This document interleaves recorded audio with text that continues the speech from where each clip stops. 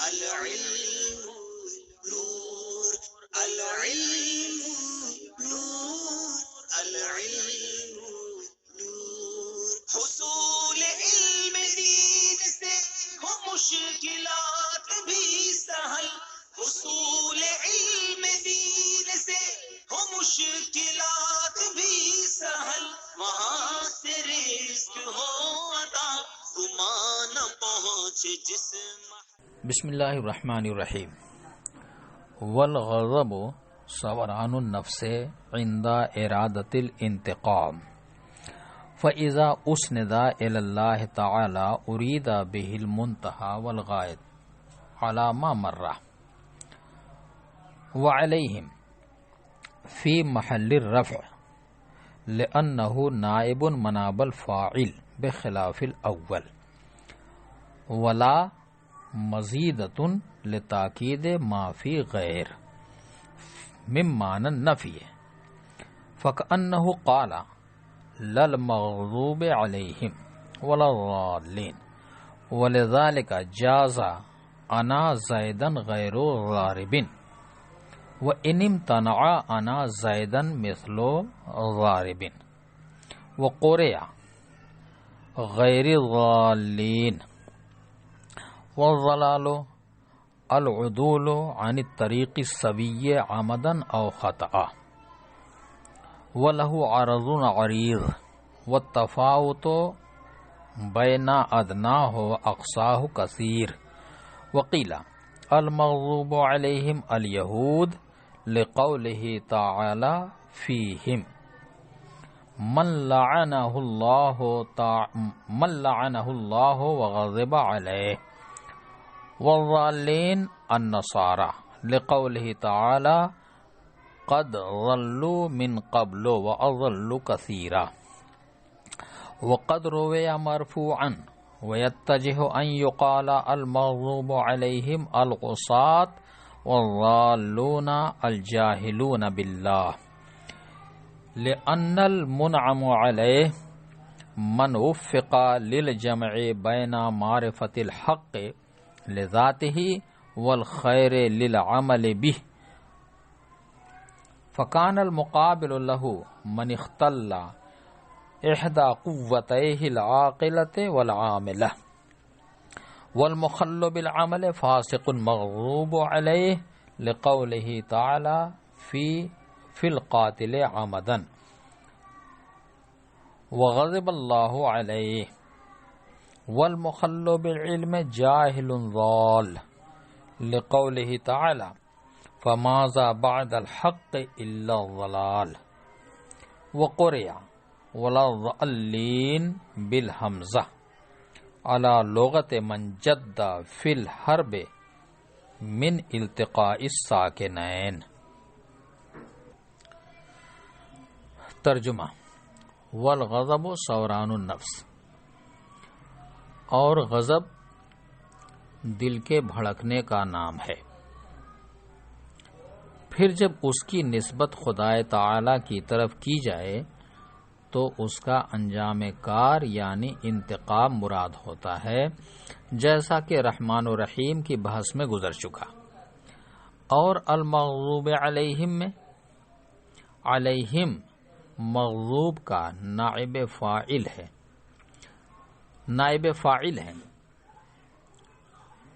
اور نائب فاعل ہونے کی وجہ سے وہ محل رفع میں ہے. اس کے برخلاف وہ علیہم جو انعمتا کے بعد واقع ہے وہ منصوب یعنی محل نصب میں ہے. اور لا اس معنی نفی کی تاکید کے لیے بڑھایا ہے، زائد ہے جو غیر میں موجود ہے.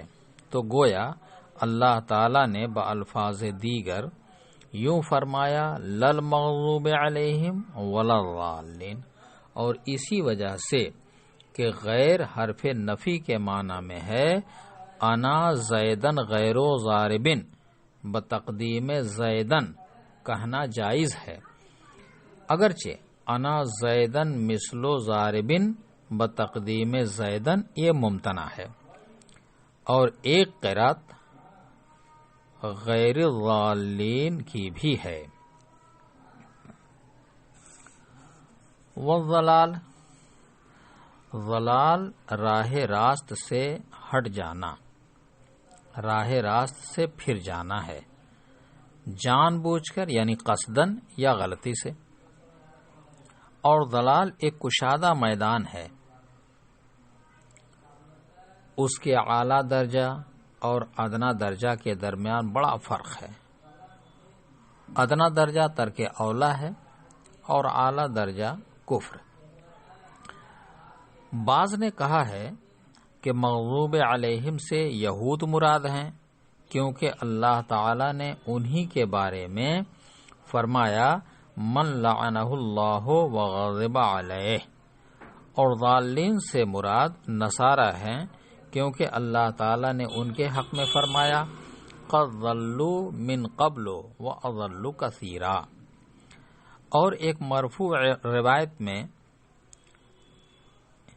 اس قول کی تائید بھی ہے، اور عمدہ یہ ہے کہ یوں کہا جائے کہ مغضوب علیہم سے نافرمان اور ضالین سے وہ لوگ مراد ہیں جو خدا کی معرفت سے ناآشنا ہیں، اس لیے کہ منعم علیہ وہ ہے جسے حق اور خیر دونوں کی معرفت عطا کی گئی۔ حق کی معرفت تو برائے معرفت ہے، اور خیر کی معرفت اس پر عمل کرنے کے لیے۔ تو اب منعم علیہ کا مقابل وہ ہوگا جس کی دونوں قوتوں یعنی عاقلہ اور عاملہ میں سے کوئی ایک مختل ہو گئی ہو۔ چنانچہ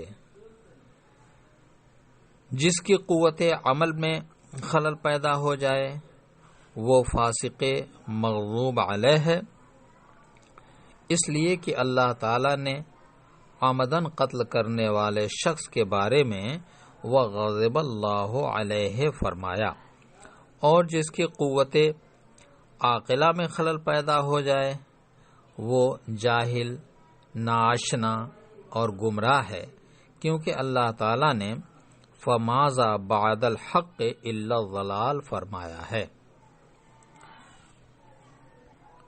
وقرئ ولا الضالین،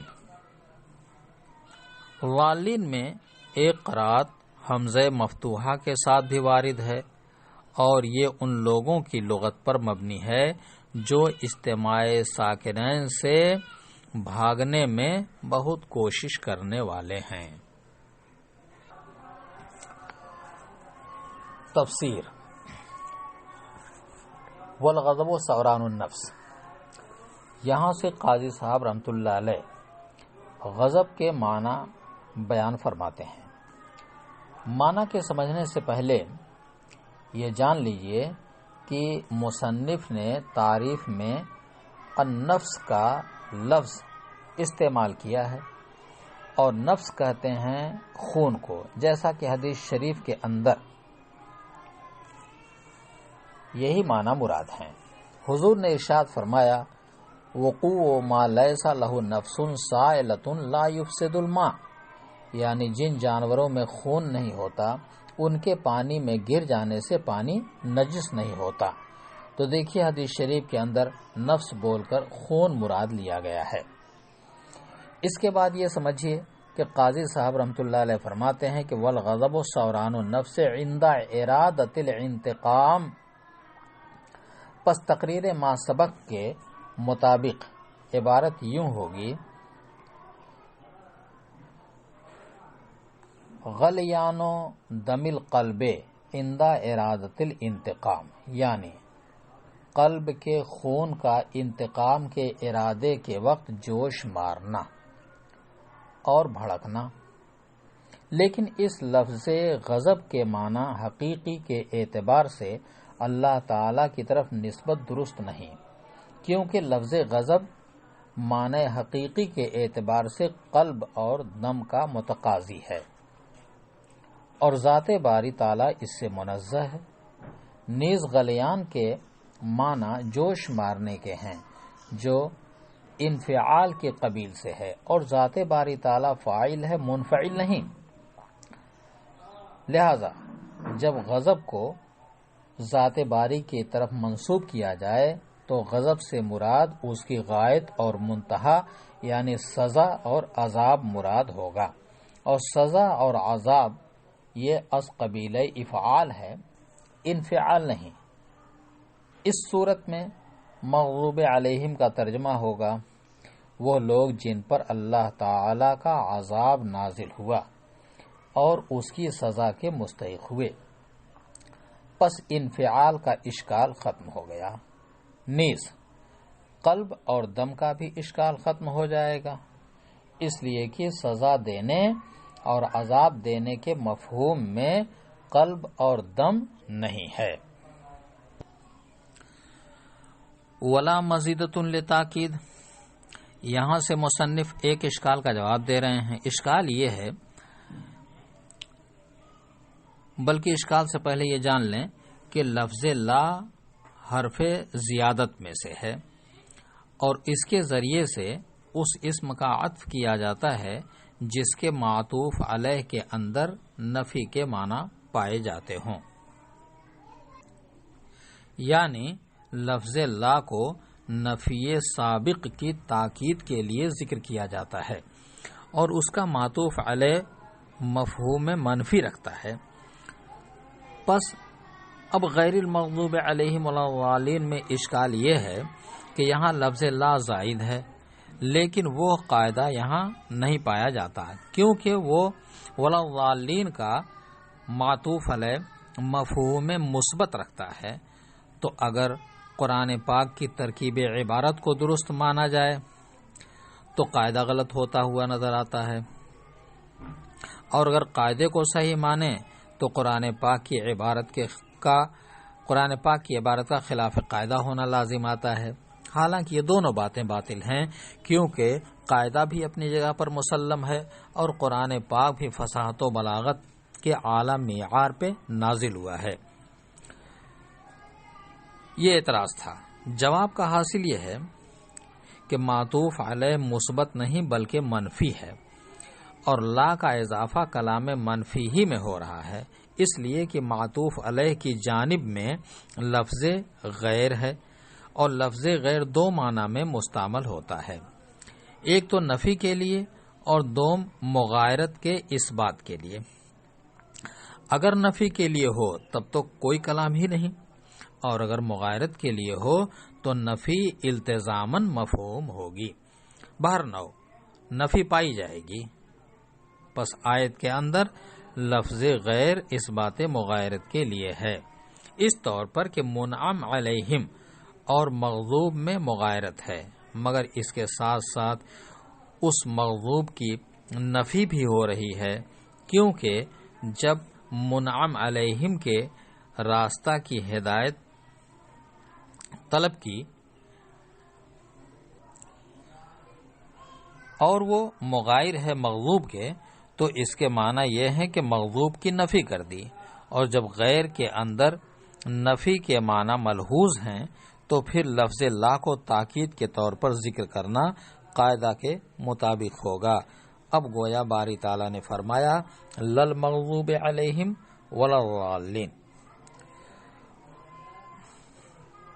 ولذالک جاز انا زیدن غیر ضاربن، یہ تفریع ہے غیر کے معنی لا ہونے پر۔ اس تفریع کا حاصل یہ ہے کہ انا زیدن مثل ضاربن ممتنع ہے۔ امتناع کی وجہ یہ ہے کہ انا مبتدا ہے اور مثل ضاربن اس کی خبر۔ اس کی ترکیب یوں ہے کہ مثل مضاف اور ضاربن مضاف الیہ، اور زیدن اس مضاف الیہ کا معمول ہے، اور ضارب مضاف الیہ کا معمول۔ لفظ مثل مضاف پر مقدم ہونا جائز نہیں۔ تو اب اگر انا زیدن مثل ضاربن بتقدیم مفعول جائز ہو تو معمول کا اس چیز پر مقدم ہونا لازم آئے گا جس چیز پر خود اس کا عامل مقدم نہیں ہو سکتا۔ لہذا انا زیدن مثل ضاربن بتقدیم مفعول جائز نہیں، لیکن انا زیدن غیر و ضاربن جائز ہے، باوجود اس کے کہ اس میں بھی بعینہ وہی صورت ہے، اور وجہ جواز یہ ہے کہ لفظ غیر لا کے معنی میں ہونے کی وجہ سے گویا حرف بن گیا، اور جب حرف بن گیا تو یہ اضافت کالعدم ہو گئی، لہذا زیدن کو مقدم کر کے انا زیدن غیر و ضاربن پڑھنا اسی طرح جائز ہوگا جس طرح کہ انا زیدن لا ضاربن جائز ہے۔ یہ تو بحث تھی والضالین کی قرات پر، لیکن ایک قرات غیر الضالین کی بھی ہے۔ اس صورت میں المغضوب علیہم بحرف عطف فرمایا، جس سے یہ معلوم ہوتا ہے کہ قریب سے چھوڑیے غیر الضالین والی قرات پر کوئی بحثی نہ ہوگی۔ والضلال العدول عن الطریق السوی عمدن او خطأ، یہاں سے ضلال کے معنی اور مغضوب علیہم اور ضالین کی مراد پر گفتگو فرماتے ہیں۔ نیز والضالین پر ازرو قراءت معمولی بحث بھی ذکر کریں گے، چنانچہ فرماتے ہیں کہ ضلال نام ہے سیدھے راستے سے اعراض کرنے کا۔ اب یہ اعراض خواہ قصدن ہو یا سہون ہو، اور ضلالت کا بہت ہی کشادہ میدان ہے، یعنی اس کے بہت سے درجات ہیں۔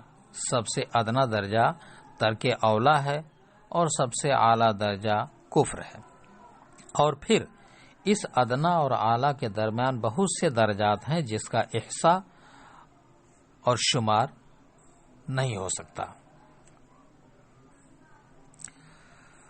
مصنف رحمۃ اللہ علیہ اس بارے میں جمہور مفسرین کا قول نقل کر کے خود اپنا قول نقل فرماتے ہیں، لیکن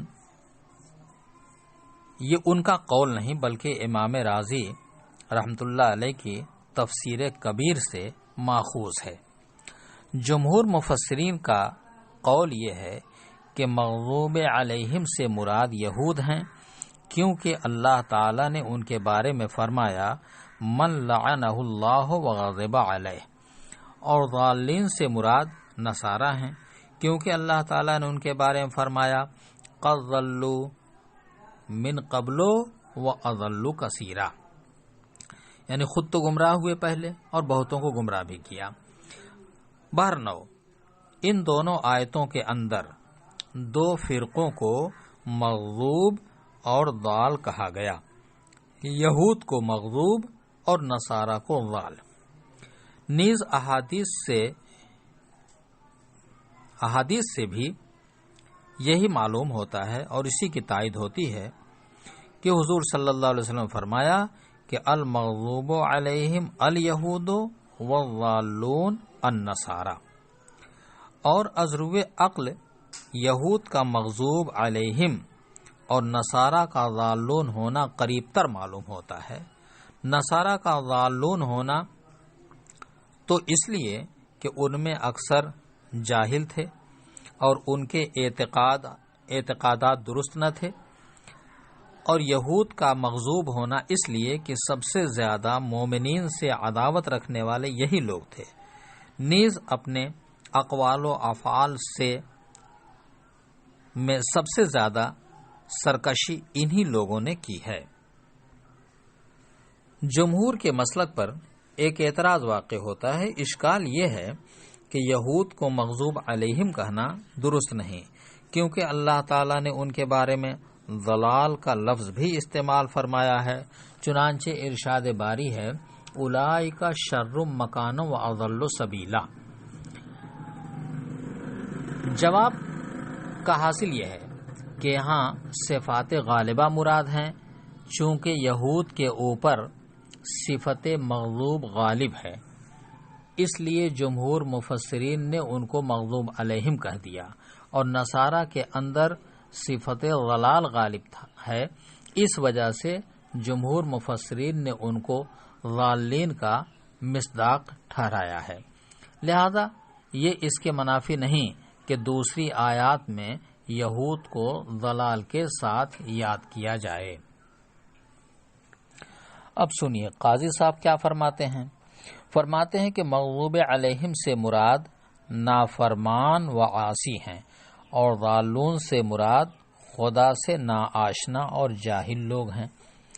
اس لیے کہ منعم علیہم سے مراد وہ لوگ ہیں جن کو دونوں نعمتیں عطا کی گئی ہوں۔ ایک نعمت احکام نظریہ کی معرفت لذات ہی یعنی اعتقادات کو جاننا جن سے مقصود صرف معرفت ہے، اور دوسری نعمت احکام الہیہ کا جاننا ان پر عمل کرنے کے لیے۔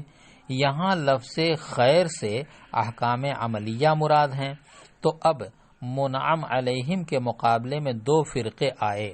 ایک تو وہ فرقہ جس کی قوت عاقلہ یعنی معرفت لذات ہی مختل ہو گئی، یعنی اعتقادات خراب ہو گئے۔